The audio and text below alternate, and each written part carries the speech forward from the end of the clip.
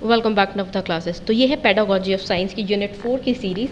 आज वाली वीडियो के अंदर हम डिस्कस करें AIIMS of continuous and comprehensive evaluation.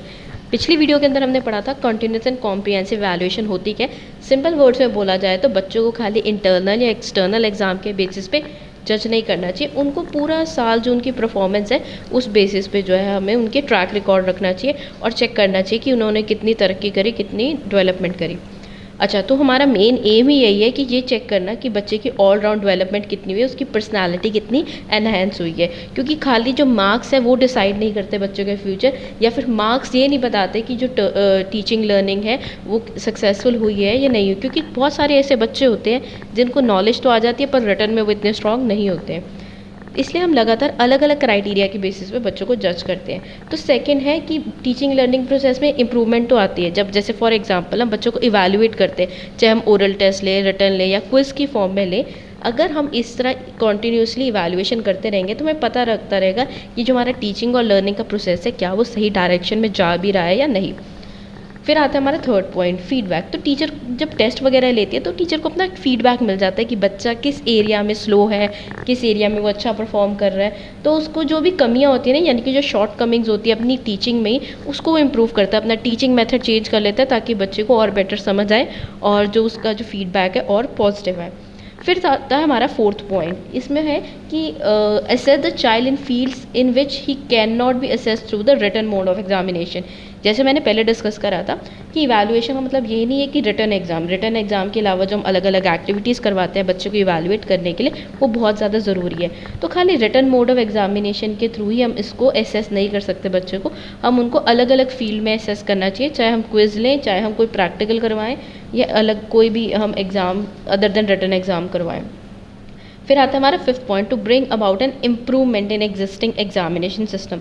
जब हम बच्चे को अलग अलग तरीके से इवैल्यूएट करते हैं तो हमारा जो एग्जामिनेशन सिस्टम है वो भी इम्प्रूव होता है।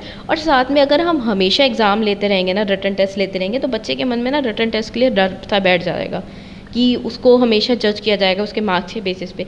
उसके अलावा अगर हम फ़न एक्टिविटीज़ के थ्रू बच्चे को इवैल्यूएट कर लें, क्विज़ कर लें या फिर ग्रुप डिस्कशन करवा लें, तो वो ज़्यादा बेटर रहेगा और बच्चे के अंदर एग्जामिनेशन का डर भी नहीं रहेगा।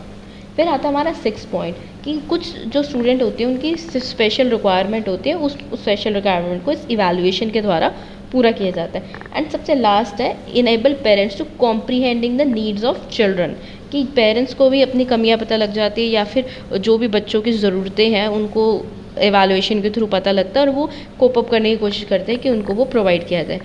तो ये जो कॉन्टीन्यूस एंड कॉम्प्रीहेंसिव एवैल्यूएशन का जो सिस्टम है उसके बहुत सारे मेरिट्स भी है। सबसे पहले टीचर और स्टूडेंट एक दूसरे के बारे में काफ़ी वेल अवेयर हो जाते हैं। टीचर अवेयर हो जाते हैं कि स्टूडेंट को कितना आया, और साथ में उसको ये भी पता लग जाता है क्या उसका ये जो नया टीचिंग मेथड उसने अडॉप्ट करा है कि वो काम कर भी रहा है या नहीं।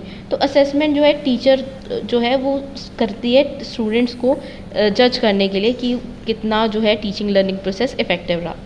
फिर आता है हमारा सेकंड पॉइंट कि स्टूडेंट अगर रेगुलर पढ़ते रहेंगे और रेगुलर जो है टेस्ट वगैरह या इवैल्यूएशन करते रहेंगे तो उससे क्या रहता है, एक डिसिप्लिन मेंटेन रहता है और जो टीचिंग लर्निंग प्रोसेस है और इफेक्टिव तरीके से होता है। और अगर हम इवैल्यूएशन करते रहेंगे, अलग अलग तरह की एक्टिविटीज़ करवाते रहेंगे या एग्ज़ाम करवाते रहेंगे, तो ये इनडिसिप्लिन की जो प्रॉब्लम है वो इतनी जो है प्रॉब्लम नहीं आएगी।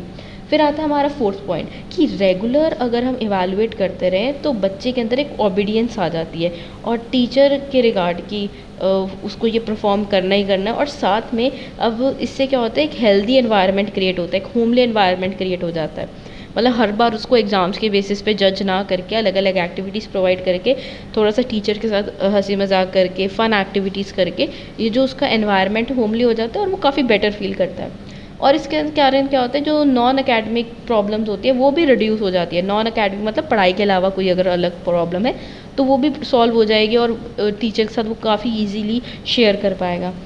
साथ में जो टीचर है उनके लिए इजी हो जाता है रीइंस्टेट करना गुड थिंग्स ऑफ पास्ट, यानी कि जो भी पास्ट में अच्छी चीज़ें हुई है उसको रीइंस्टेट करने के लिए। फिर आता है job of the administration in educational institute which is now treated as a big challenge will become respectable in all during. मतलब जो एडमिनिस्ट्रेशन है जो एजुकेशनल इंस्टीट्यूशन का, उनके लिए थोड़ा सा बिग चैलेंज होता है, लेकिन अब कहीं ना कहीं वो काफ़ी बेटर हो गया, वो यूज टू हो गए हैं इस तरह के डिफरेंट एवेलुएशन सिस्टम को अडॉप्ट करने में। फिर आता है अब ना क्योंकि इवैल्यूएशन में एग्ज़ाम्स को इतनी इंपॉर्टेंस नहीं दी जा रही, मतलब एग्ज़ाम्स आर इम्पॉर्टेंट, पर एग्ज़ाम्स के अलावा बाकी जो एक्टिविटीज़ हैं उनको भी इक्वल इम्पॉर्टेंस दी जा रही है। तो बच्चा जो है गेम्स, कल्चरल एक्टिविटीज़ और को करिकुलर एक्टिविटीज़ में जो है पार्टिसिपेट करता है। इससे क्या होता है, उसकी क्रिएटिविटी बढ़ती है और उसकी पर्सनालिटी डेवलपमेंट होती है।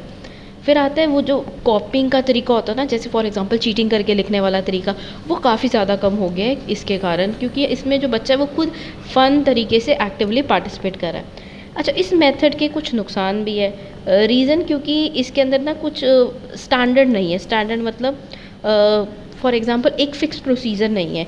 तो इसलिए कहते हैं कि जो स्टैंडर्ड है वो डिटीरियोरेट हो जाता है कि अगर हम इस तरह के अलग-अलग जो है एक्टिविटीज़ को अडॉप्ट करते हैं। अच्छा, अब क्योंकि इसके अंदर बच्चे का रिटन एग्ज़ाम के थ्रू तो एग्ज़ामिनेशन हो नहीं रहा है, तो टीचर जो है वो अपने बेसिस पे जो है बच्चे को जज कर रही है और मार्क्स लगा रही है। तो इस केस में क्या होता है, ब्राइबरी जैसी चीज़ें जो है वो बढ़ सकती है। जैसे कुछ पेरेंट्स होते हैं जिनको बच्चे के आउटपुट अच्छी आए, ये नहीं कि बच्चे ने सीखा क्या है, बस उसके रिपोर्ट कार्ड में मार्क्स अच्छे लिखे होने चाहिए, वो चीज़ मैटर करती है उनके लिए। तो वो इस तरह से ब्राइबरी का यूज़ करके उनके स्कोर्स अच्छे करवा सकते हैं। तो अगर क्योंकि कोई रिटन प्रूफ है नहीं ना बच्चे ने क्या किस तरह का जो है परफॉर्मेंस दी थी, तो इस तरह के थोड़ी प्रॉब्लम फेस करने को मिलती है। ये है सीसी के डीमेरिट। तो कंक्लूजन ये है कि मेरिट्स और डीमेरिट्स तो हर एक चीज़ के होंगे, लेकिन इस वाले केस में अगर हम देखा जाए तो मेरिट्स कंपेरेटिवली ज़्यादा एज़ कम्पेयर टू डीमेरिट्स। तो हाँ, ऑनेस्टली और सिंसियरली और हार्ड वर्क अगर हम करें, इंटरनल इवैल्यूएशन को हम हर एक एंगल से देखें, तो बच्चे की इम्प्रूवमेंट कंपैरेटिवली बहुत ज़्यादा एक्सेल करेगी, रादर देन हम उसको खाली एक एक्सटर्नल एग्ज़ाम के बेसिस पे जज करें। तो ये वाली वीडियो थी हमारी सीसी के मेरिट्स, डीमेरिट्स और एम के बारे में। अगली वाली वीडियो के अंदर हम डिस्कस करेंगे construction and use of achievement test के बारे में। Thank you.